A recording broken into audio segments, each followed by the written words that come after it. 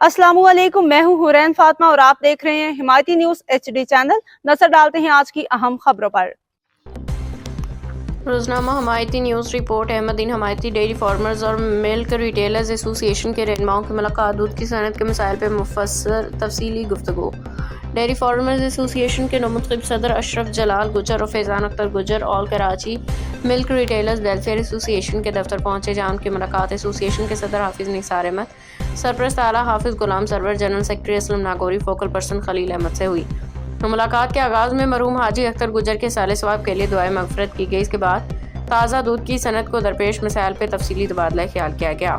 मुख्तलिफ अमूर पर मुशावरत की गई। इजलास के दौरान डेयरी फार्मर्स एसोसिएशन के रहनुमाओं ने माजी में पैदा होने वाली तलखियों और वादा खिलाफियों पर खुल के माजरत की, जिसे all Karachi milk retailers welfare association की क़यादत ने खुश दिली से कबूल किया।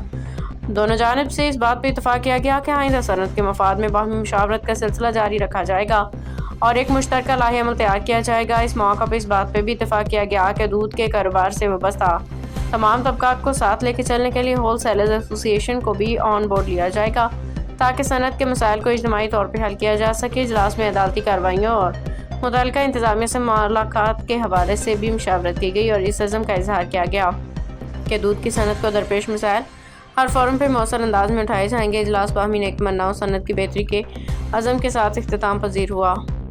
मज़ीद अपडेट्स के लिए देखते रहें हिमायती न्यूज़ HD चैनल।